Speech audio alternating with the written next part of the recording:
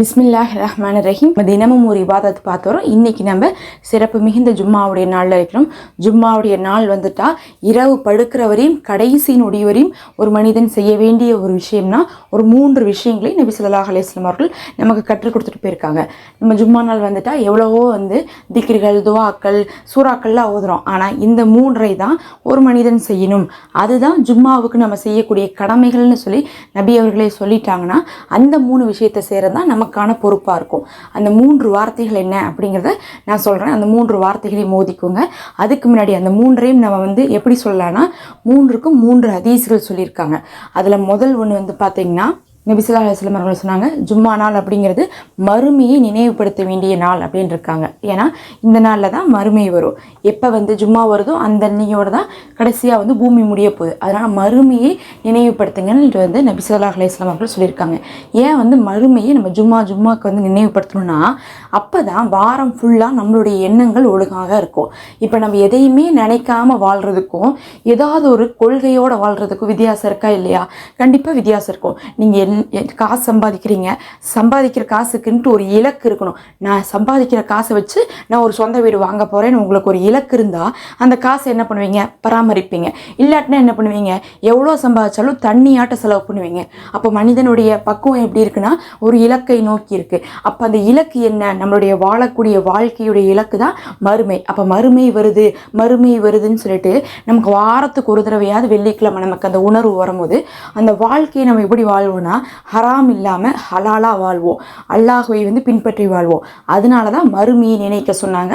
வாரம் வெள்ளிக்கிழமை வரும்போது வெள்ளிக்கிழமை தான் மறுமை நாள் நிகழ போகுதுன்னு இருந்தாலும் கூட ஒவ்வொரு வாரம் நம்ம நினைப்பதற்கான காரணம் என்னன்னா நம்மளை நம்ம சரி செய்து கொள்வதற்கு தான். இல்லாட்டி நம்ம உலகத்துடைய நோக்கத்திலேயே வாழ்ந்துருவோம். நம்மளை பொறுத்தளவுக்கு மௌத்தூரி நம்ம நல்லா வாழ்ந்துட்டா போதும், அவ்வளோதான். மௌத்தா போனவங்க யாரும் திரும்பி வர போகிறதில்ல இந்த உலகத்துக்கு. அதனால் நம்ம மௌத்தூரி நல்லா வாழ்ந்துட்டு போயிடலான்னு சொல்லிட்டு எப்படி வேணால் மனசை வாழ்ந்துருவான். ஆனால் மறுமைன்னு ஒன்று நடக்க போகுதுன்னு நம்ம நினைவுபடுத்த நாம் என்ன பண்ணுவோம்னா தப்பான வழியில் வாழ மாட்டோம். அடுத்தவங்களுக்கு கூட நம்ம எந்த ஒரு கஷ்டத்தையும் கொடுக்க மாட்டோம். அதனால தான் மறுமையை ஜும்மா நாள் நினைவுபடுத்துங்க. அது உங்களுக்கு உலகத்துடைய ஆசையை விட்டு தூரமாக்குனாங்க. அப்போ முதல்ல மறுமையை நினைவுபடுத்தினா என்ன பண்ணுவாங்க ஒரு மனிதன் பார்த்தீங்கன்னா செஞ்ச பாவத்துக்கு தான் வருந்துவாங்க.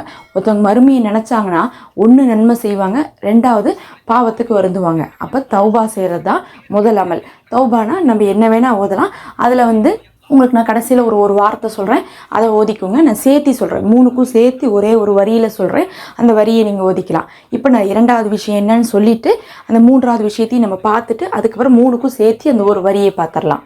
அடுத்தது 2வது விஷயம் என்னன்னா நபி ஸல்லல்லாஹு அலைஹி வஸல்லம் அவர்கள் ஜும்மா நாளில் நம்மள்கிட்ட என்ன சொன்னாங்கன்னா அதிகமாக என் மீது செலவாத்து கூறுங்க, அந்த செலவாத்து எங்கிட்ட காண்பிக்கப்படுதுன்னாங்க.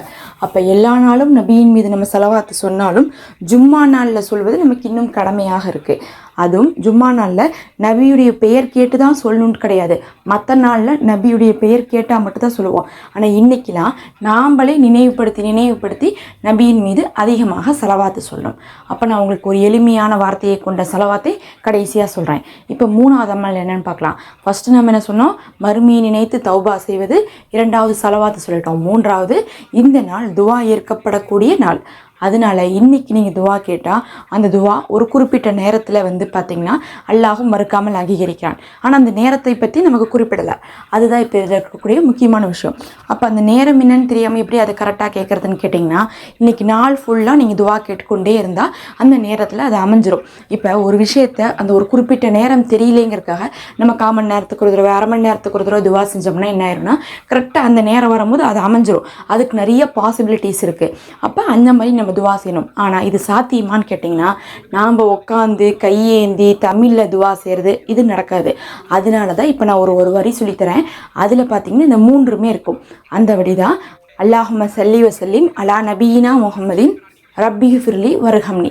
இப்போ இதில் பார்த்தீங்கன்னா முதல்ல இருக்கிறது சலவாத்து, அல்லாஹும்ம ஸல்லி வஸல்லிம் அலா நபியினா முஹம்மதின் அப்படிங்கிறது. ரப்பி ஃபிர்லி அப்படிங்கிறது தௌபா. 3வது என்னது? வருஹம்னி அப்படிங்கிறது நம்ம கேட்கக்கூடிய துவாலேயே சிறந்த வார்த்தை வருஹம்னி, எனக்கு அருள் புரிய அல்லா அப்படின்னு சொல்லிட்டு நம்ம கேட்கறது தான் சிறந்த வார்த்தை.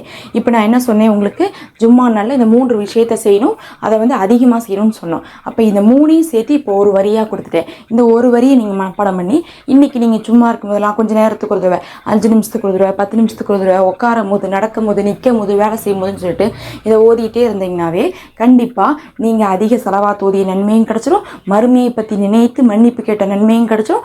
அதே மாதிரி அந்த வருஹம்னி அப்படிங்கக்கூடிய அந்த வார்த்தை அந்த வரியில் இருக்கிற வரையும் நீங்கள் அதிகமாக துவா செய்த நன்மையும் கிடச்சிரும். அப்போ அந்த துவா வந்து உங்களுக்கு ஏற்கப்படக்கூடிய நேரத்தில் அமைந்து விடும். அதனால தான் இந்த ஒரு வரியை மனப்பாடம் பண்ணி நீங்கள் ஓதிக்கிட்டே இருக்கலாம் அப்படின்னு நம்ம சொல்கிறோம். இப்போ உங்களுக்கு அந்த காரணம் புரிஞ்சிருக்கும்.